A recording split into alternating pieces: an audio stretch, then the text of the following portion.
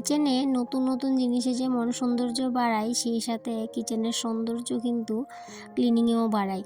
তো সৌন্দর্য বাড়াতে গেলে প্রথমে ক্লিনিং করতে হবে, তারপর নতুন জিনিস হোক কিংবা পুরনো জিনিস সেগুলো দিয়ে সুন্দর করে ডেকোরেশন করতে হবে। আর একটু পরিপাটি করে রাখতে গেলে একটু পরিশ্রম তো করতেই হবে।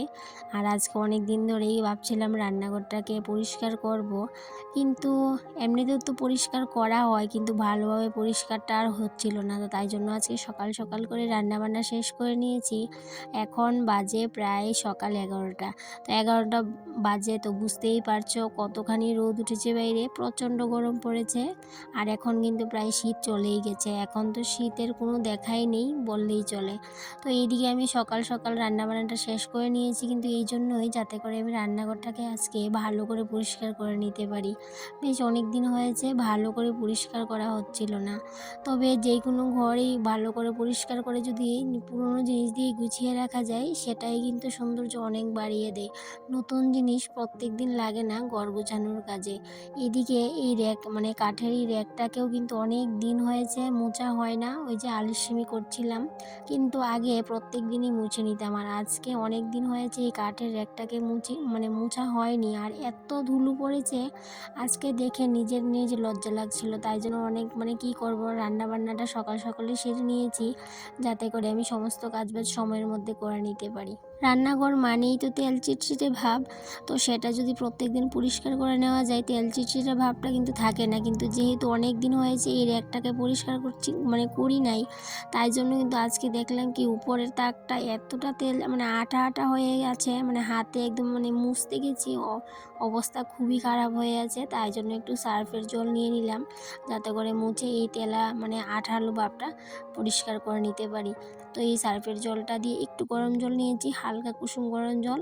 তারপর যখন একটু মুছলাম তখন কিন্তু চট করেই পরিষ্কার হয়ে গেল, তখন আর আঠালো ভাবটা কিন্তু সরে গেছে। কিন্তু প্রত্যেক দিন যদি মুছতাম তাহলে আর এই সমস্যাটা হতো না। তো প্রথমে ভিজা কাপড় দিয়ে মুছে নিয়েছিলাম, তারপর শুকনো একটা কাপড় দিয়ে ভালো করে মুছে নিয়েছি। যেহেতু এটা আমার শখের জিনিস, আমার একটা পছন্দের জিনিস, খুব দামি জিনিস। আমার কাছে এটা দামি জিনিস, হয়তো বা অনেকের কাছে অতটাও দামি হবে না। তাই জন্য বলতেই পারো অনেক নিজের হাতে যত্ন করেই পরে পরিষ্কার করতে হয়। আর এইভাবে অনেক দিন আলসেমি করেছি বলেই কিন্তু আজকে আমার এই গাদার খাটুনিটা খাটতে হচ্ছে, না হলে কিন্তু অতটাও গাদার খাটুনি আমাকে খাটতে হতো না। আজকে যেহেতু মঙ্গলবার, আজকে তো ঘরটাও ঝাড়া যাবে না, যে শনি মঙ্গলবার বৃহস্পতিবার অমাবস্যা পূর্ণিমা সেগুলো তো আমি মানি। তাই জন্য আজকে কি করে ঘরটা ঝাড়বো। আর এমনিতেই টিনের মধ্যে মাকড়ের জাল এত হয়েছে, সেগুলো আর খালি চোখে দেখা যাচ্ছিল না। সেই জন্য আজকে আর ঝাঁটাটা হাতে নিলাম না, ঘর ঝাড়ার যে ফুলটা সেটা আর হাতে নিলাম না, হাতে কাপড় দিয়ে যতটুকু পারি ততটুকু পরিষ্কার করে নিয়েছি। বুধবারে কিন্তু একটু ঝাড়ার প্ল্যান আছে, দেখি কি করা যায়।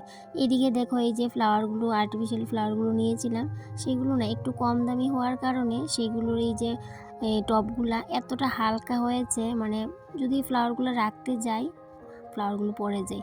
তো কি করব অনেক দিন ধরে ভাবছিলাম, তো আজকে ভাবলাম না, এগুলোর একটা ব্যবস্থা করতেই হবে। এতটা হালকা রাখতে গেলেই পড়ে যায়। তো এতদিন তো আমি খুব কষ্ট করে রেখেছি, তো আজকে তো অনেক বুদ্ধি বের করেছি। এতক্ষণ ভাবছিলাম কাজ করতে করতে কি করা যায়। প্রথম ভেবেছিলাম মাটি ভরে মাটি ভরে দেবো, তাহলে ভারী হয়ে যাবে আর পড়বে না। পরে ভাবলাম মাটি ভরলে এগুলো নোংরা হয়ে যাবে, তাই জন্য কি করলাম, রাস্তা থেকে গিয়ে অতগুলো পাথর নিয়ে চলে আসলাম। তারপর পাথরগুলোকে ভালো করে ধুয়ে নিয়ে এসেছি, যাতে করে এই টবগুলা নোংরা না হয়। তো প্রথমত ভেবেছিলাম মাটি দেব, মাটি দিলে তো নোংরা হয়ে যাবে। তারপরে অনেক বুদ্ধি বের করতে হয়। আমাদের মতো গৃহিণীদের ঘর যদি আমরা ডেকোরেশন করার ইচ্ছে থাকে, প্ল্যান থাকে, তাহলে আমাদের কিন্তু বুদ্ধিটা খাটাতে হয়। তো সেই বুদ্ধি খাটিয়ে এই যে পাথরগুলো এখন দিয়ে দিলাম, একটার মধ্যে দুটো তিনটে করে। এখন কিন্তু এত ভারী হয়নি, আবার এতটাও হালকা না যে রাখা মাত্রই পড়ে যাবে। এখন কিন্তু বেশ ভালোই হয়েছে, এখন আর রাখলেও পড়বে না। তো আমার ছেলে বলছিল, মা তুমি আরেকটা পাথর ওই সাইডে রেখে দিয়েছো, সেটা একটা টপের মধ্যে ভরো নি। তো আমিও প্রথমে দেখিনি, তো পরে দেখলাম না, তারপরে আবার টপের মধ্যে দিয়ে দিলাম, তারপরে জায়গার মধ্যে আবার রেখে দেবো। এখন কিন্তু আর পড়বে না। এতদিন কি হতো বলো তো, এই যে একটার মধ্যে রাখতে যেতাম তখন না পড়ে যেত, তো হালকা হাতে রাখতে হতো। এখন কিন্তু যেমনি রাখবো তেমনিই কিন্তু থাকবে। এদিকে শুকনো লঙ্কাগুলো এনেছে, বেশ 2-1 দিন হয়েছে, সেগুলো আর গুছানো হয়নি। ভাবলাম এই কৌটাটার মধ্যে রেখে দিই। আর কৌটাটা দেখে নিশ্চয়ই বুঝতে পারছো, সেটা হচ্ছে একটা বিস্কুটের কৌটা। তো এই কৌটাগুলো যখন আমরা আমাদের ঘরে এইভাবে বিস্কুটের এই কৌটাগুলো আনা হয়, প্যাকেটগুলা, এই বক্সগুলা ঢাকনা সহকারে যে বিস্কিটের প্যাকেটগুলা, তখন কিন্তু আমার এই কৌটাগুলো মানে ফেলে দিই না, সেগুলো রেখে দিই। ওই যে বলতেই পারো সাজানো গুছানোর একটা শখ। তখন ঘরে যেই কোনো জিনিসই আনা হোক না কেন, প্রথমে ভাবি জিনিসগুলো ফেলে দিলে তো ফেলেই দিলাম, আগে ভাবি জিনিসগুলো যাতে করে যদি কাজে লাগে তো তাহলে তো ফেলে দিয়ে লাভ নেই। তো সেই কারণে আমি বক্সগুলোকে রেখে দিয়েছিলাম। 2টো বক্স আছে হাতে। তবে এর আগে অনেকগুলো বক্স ছিল, সেগুলো মানে বুঝতে পারিনি যে এগুলোর মধ্যেও কাজ করা যাবে, তো সেইগুলো কিন্তু আমি ফেলে দিয়েছিলাম।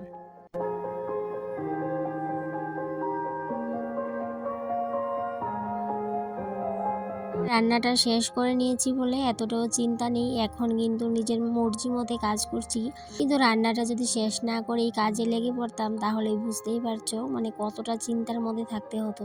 কারণ আমাদের প্রত্যেক দিনের যে কাজগুলো আমাদের করতে হয় সেগুলো কিন্তু সবার আগে, আর বাদ বাকি যে কাজগুলো সেগুলো তার সবার পরে। এদিকে কয়েকটা লুয়া বসানো ছিল, সেই লুয়াগুলো না ঢিল হয়ে গেছে, কোনো কিছু রাখলে একটু রিস্কি হয়ে যায়, তাই জন্য একটু হাতুড়ি মেরে দিচ্ছি।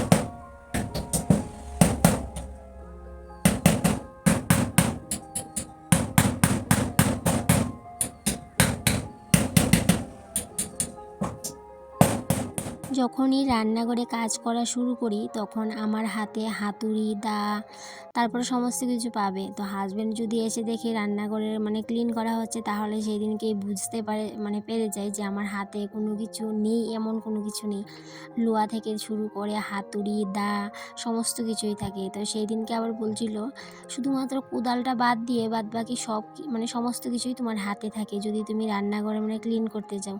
এদিকে দেখো র্যাকটাকে সেই দিনকে খালি বসিয়েছিলাম পরিষ্কার করে, আর ইঁদুরে এত যন্ত্রণা করে কি বলবো তোমাদের। র্যাকের নিচে কাগজপত্র, যে পেঁয়াজের খোসা, সেগুলো নিয়ে মানে এতটা অবস্থা খারাপ করে রেখেছে কি বলবো তোমাদের। মানে সেগুলোকে মানে প্রত্যেক দিনই পরিষ্কার করার দরকার সরিয়ে সরিয়ে, কিন্তু প্রত্যেক দিন তো আর সম্ভব না। তাই জন্য কী করি, ওই যে প্রত্যেক দিন একটু আধ ঘন্টা করে রান্নাঘরটাকে ক্লিন করি। আর যেদিনকে ভালোভাবে ডিপ ক্লিন করব বলে প্ল্যান করি সেদিনকে ওই যে সকালবেলায় রান্নাবান্নাটা শেষ করে নিই, যাতে করে অনেক সময় ধরে রান্নাঘরটাকে পুরো ডিপ ক্লিন করে নিতে পারি। তবে এখন কোমর ব্যথাটা একটু কম থাকার কারণে এখন না একটু মনে সাহস পেয়ে যাই আর কাজকর্ম করতে থাকি।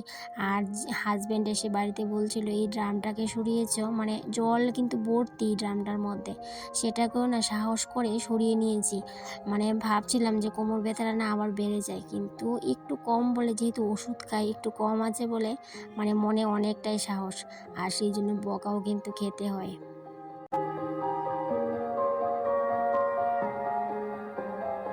বড় করে মাকড়ের জাল করলে সেগুলো কিন্তু খুব সহজেই ভেঙে নেওয়া যায়, কিন্তু এই যে টিনের ঢেউগুলো আছে সেই ঢেউগুলোর মধ্যে না ছোট ছোট করে মাকড়ের জাল মানে এত মানে ছোট্ট করে বাসা করে, সেগুলো কিন্তু আর দেখা যায় না।